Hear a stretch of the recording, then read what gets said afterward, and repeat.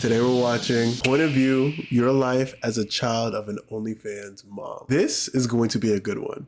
Your life changes the day the packages start arriving. You're 7 years old, standing in the driveway of a cramped apartment complex, watching a delivery driver haul 3 massive boxes to your door. At first, you think it's early Christmas, but the boxes aren't full of toys. They're full of ring lights, tripods, and enough high-end makeup to paint a skyscraper. You don't know it yet, but these are the tools of the trade. You don't know that your mom just quit her job at the dental office to become a full-time creator. To you, she's just mom, and she suddenly has a lot more time to spend at home. The air in the house starts to change. The usual smell of home-cooked meals is gone, replaced by the sharp chemical sting of hairspray and the dry heat of electronics running for hours. You walk past her closed door and feel a strange warmth radiating through the wood. Almost. Oh my God! Now, is that warmth from other individuals in the crib, or is that warmth from the electronics? You feel me? But damn! It's like the room itself has a fever. Sometimes you find a stray sequin on the carpet, looking like a bright fish scale in the hallway light. You pick it up and wonder what kind of conference call needs glitter. But when she finally emerges, her face is hidden under a mask of makeup so thick that it almost looks like porcelain. The apartment doesn't stay small for long. Within 6 months, you're moving into a house with a pool and a kitchen that looks like it belongs in a magazine. Mom tells... Nah, it depends on the OnlyFans model. Because you can't sit here and tell me everyone hits them big bucks real quick. You may get a little, you get a little bit extra dough, don't get me wrong, for sure. But nigga, it doesn't your life doesn't change in 6 months. She's a social media manager, and because you're a kid, you believe her. It makes sense, considering she's always on her phone. You get used to the do not disturb sign hanging on her bedroom door for hours every afternoon. She tells you that she's on important conference calls, so you learn to play video games with the volume muted. The house is quiet except for the faint muffled sound of her laughing or talking in a voice that sounds slightly higher than her normal one. It's a performance, but you're too young to recognize the script. But then you hit middle school, and the world starts to leak through the cracks. You're sitting at the back of the bus when a kid 3 grades above you shows you a screen. It's a blurred thumbnail on a website you've never seen, but you recognize the kitchen. You recognize the marble island where you eat your cereal every morning. The kid laughs and asks if your house is always that clean, and you feel a cold shiver run down your spine. You don't answer him. You just stare out the window, realizing that for the first time, the conference calls weren't for a marketing firm. The air in the bus suddenly feels too thin to breathe, while your ears start to ring, and the roar of the engine turns into a dull hum. Why? Yo, the way he's painting this picture is like, bro, we've all been there. Somebody knows something. You told somebody some type of information you shouldn't have told them. It's just like, woo, like your body just knows some bullshit's about to happen. Marble Island went from a place of innocence where you eat your cereal to a stage that's been broadcast to thousands of people. You think about the messy crumbs you left there this morning and feel a wave of nausea. Every tile in your kitchen now feels like it has a camera lens hidden behind it. You look at your own reflection in the bus window and wonder if you've been a background character in a story you've never actually watched. The realization doesn't happen. Damn, the fucking spiraling. Like, bro's having an existential crisis at this point as a child. All at once. Rather, it builds like a slow-motion car crash. You start noticing the way people look at your mom when she drops you off at school. The other moms stand in a tight circle, whispering and turning their heads away when she waves. The dads are different, because they either look at their shoes or they stare a little too long. You see them adjust their glasses or pull their caps down lower. It makes your stomach churn. You start asking to be dropped off a block away from the entrance, claiming you want the exercise. Mom just sighs and agrees, her eyes staying glued to her phone as she checks her latest notifications. By the time you're 14, you've become an expert at digital surveillance. You wait until she's in the shower and you find her secondary Instagram account. It's not the one where she posts pictures of your golden retriever or your birthday cakes. This one has 2 million followers and a link in the bio that leads to a paywall. You click it and your heart feels like it's trying to exit your chest. You see the stage names and the costumes. You see the way she interacts with fans who pay $50 just to hear her say their name. Daddy? It's a business. And do you think your parent would have been a hoe if if OnlyFans was around at their time? Like, I'm just asking the questions. Do you guys think your parents would be a hoe? I don't know. I would hope my mom wouldn't. I would hope my mom wouldn't.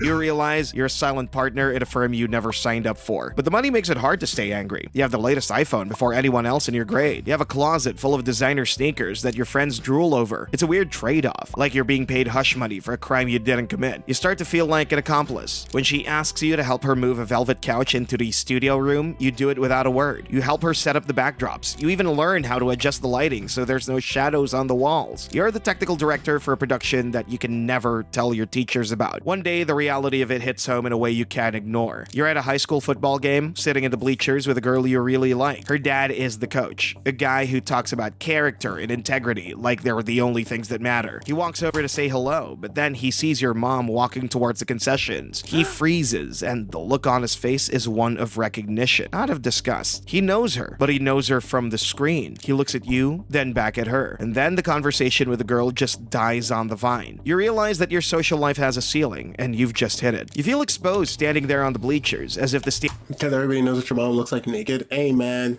Shit, and this is how you create bullies, you create villains. stadium lights are searching for you specifically. The look on the coach's face is a heavy weight that settles in your gut, being a silent recognition that strips away your name and replaces it with a dirty secret. You watch the way he quickly looks away, his face turning a shade of red that matches the team's jerseys. The girl you like is still talking, but her voice sounds like it's coming from underwater. It's clear that her house will never be a place where you're welcome. So you start to retreat into yourself. You stop inviting people over because you're afraid they'll see the work clothes drying in the laundry room. You become a ghost in your own school. Your grades stay up because you have nothing better to do than study, but your soul feels like it's being sanded down. You watch your mom buy a new German SUV, and you wonder how many subscribers it took to pay for the leather seats. You start calculating the cost of your life in terms of clicks and views. It's a depressing math, and you're the only one doing the equations. But then comes the fan incident. You're at the grocery store, grabbing a gallon of milk, when a man in his 50s approaches your mom. The man smells like stale cigarettes and a sour, nervous sweat, with a greasy sheen on his skin that makes your stomach turn. When he looks at your mom, his eyes are wide and fixed, like he's staring at a screen instead of a human being.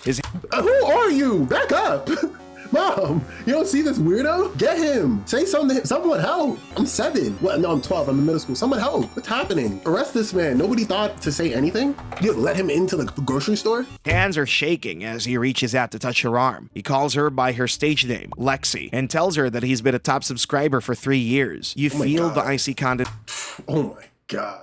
Sensation of the milk jug soaking through your shirt, and it's the only thing that feels real. His voice is a wet, desperate rasp that makes your skin crawl. He says he feels like they have a real connection. You see the terror in your mom's eyes. The moment the digital wall crumbles and the real world rushes in, you step between them, even though you're only 15 and the guy is twice your size. You tell him to get lost, and your voice— Oh, I'm 15. You may have a gun and or knife. God damn, Mom. Did you make a will?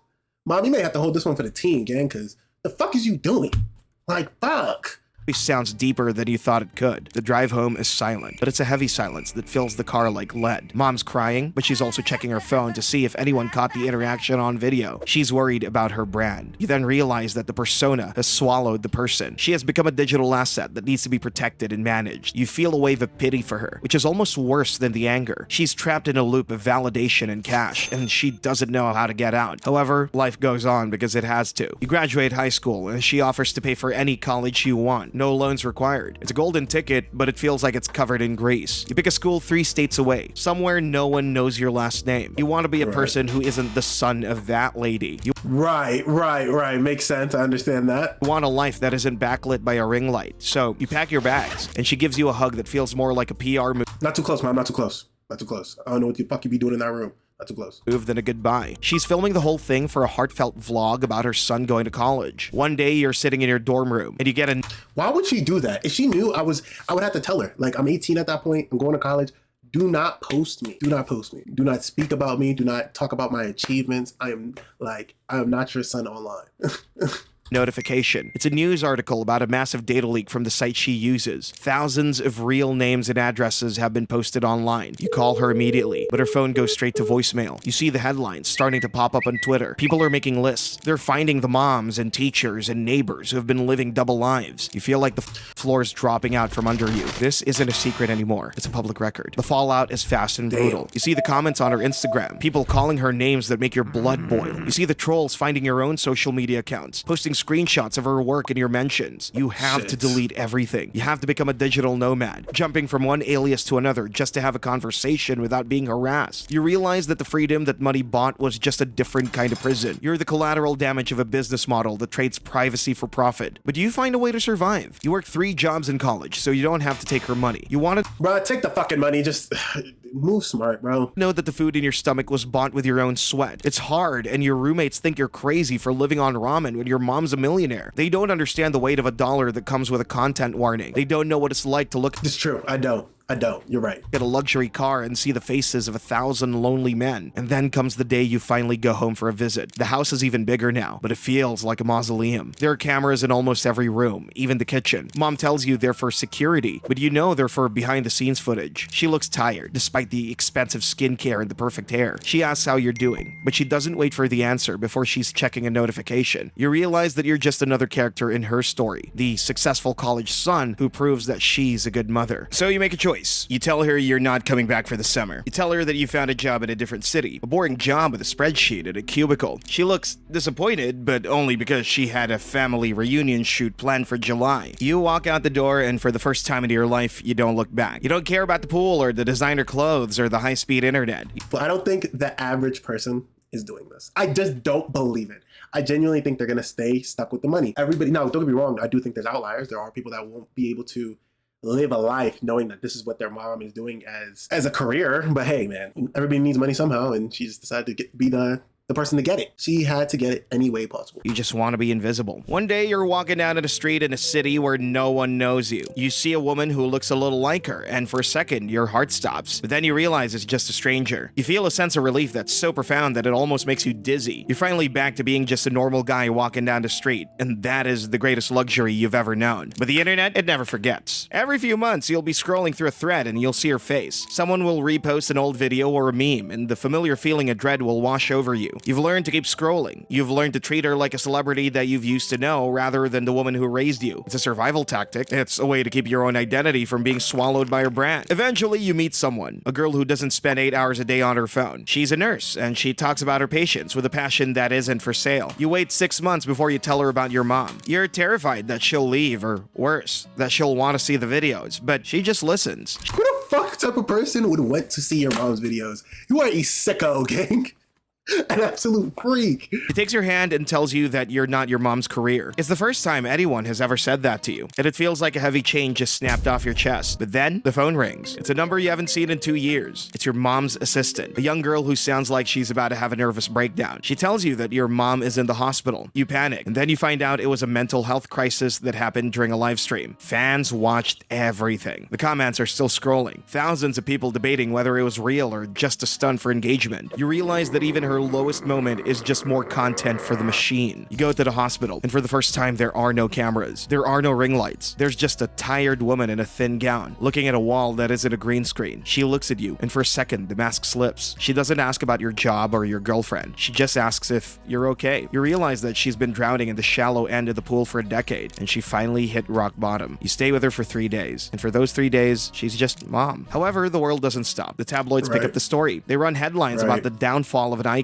They use pictures of you from when you were a kid, blurring your face, but not enough to hide who you are. You see the cycle starting all over again. The voyeurism, the judgment, the endless hunger for a... Holy shit, he's real good at describing like the emotions or the headspace you'd be in while this shit is happening. Peek behind the curtain. You realize that as long as she's famous, you'll always be a part of the show. So you make a deal with her. You tell her that you'll help her get better, but she has to delete the accounts. She has to walk away from the millions of followers and the mountain of cash. She looks at you like you're asking her to cut off an arm. The brand is the only thing she has left. It's her identity, her bank account, and her social life all rolled into one. She says she'll think about it, which you know is a polite way of saying no. One day you realize that you can't save someone who doesn't want to be rescued. You leave the hospital and you get on a plane. You go back to your boring life and your boring job. You set her flowers on her birthday, and she posts a picture of them with a caption about family being everything. You don't comment, you don't like the post. You just turn off your phone and go for a walk. The funny thing is, people still think it's a dream life. They see the fancy cars and vacations and think it's a lottery win. They don't see the way it hollows you out. They don't see the way it turns every memory into a potential transaction. You've learned that the most valuable thing in the world is simply a quiet dinner with a person who isn't recording the conversation. You're 25 now, and you've finally managed to build a wall around your life. You've changed your last name legally. You don't have any public social media profiles. You're a ghost in a world that's obsessed with being seen. Sometimes you'll be at a party and someone will mention a famous creator, and you'll just nod and smile like you have no idea who they're talking about. It's a lie, but it's a lie that keeps you sane. But then you see a kid at the park. He's about 7 years old, and he's holding a phone for his mom while she dances in front of a fountain. He looks bored. His eyes are tracking the dogs playing in the grass while he tries to keep the camera steady. You see yourself in him. You see the beginning of the cycle, the moment the child becomes a tripod. You want to walk over and tell him to run. You want to tell him that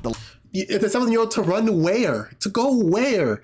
I mean, great today, maybe hopefully they father, but not in this, not how that works, bro. Likes aren't worth the life he's losing, but you don't. You keep walking. You know that he has to find his own way out of the frame. You know that eventually he'll realize that the do That was a bar. Find your own way out of the frame. That was a bar. not disturb sign isn't for the conference calls. He'll find the accounts and the comments and the fans who know this house better than he does. He'll have to decide if he wants to be a character or a person. It's a choice that every child of the internet has to make, and it's a choice that usually comes too late. The sun is setting and the park is getting quiet. You find a bench and you just sit there, watching the sky change colors. There's no filter, no editing, and no one's watching. You realize that this is the only content that actually matters. The moments that aren't shared, the feelings that aren't monetized. You feel a sense of peace that doesn't need a caption. You're not the son of an OnlyFans mom anymore. You're just a man sitting on a bench. And for the first time in your life, that's more than enough. And then your phone buzzes in your pocket. It's a text from a number you don't recognize. You hesitate, your old paranoia flaring up like a pilot light. You open it, expecting a troll or a fan who found your new number. But it's just your mom. It's a picture of the sunset from her balcony. There's no caption, no hashtags, no link in the bio. It's just a picture. And you look at it for a long time. And then you put the phone back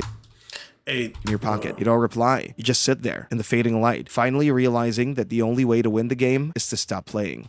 Your life changes. Wow. Okay. No, this was hard. This went hard. I love the way that he expressed and described the emotion and mind state that you would be in this particular, because a lot of people would have just flashed. Like, it would have been over, right? It would have been, nah, fuck it. Like, it ain't worth it. But no, I really love everything about this. Thank you guys for watching. Like up, sub up. Tell me what your guys' thoughts are. Tell me how you guys would have conducted yourself in this type of lifestyle. And tell me if you guys think your parents would have been a hoe if they had the opportunity. And I'll catch you on the next one.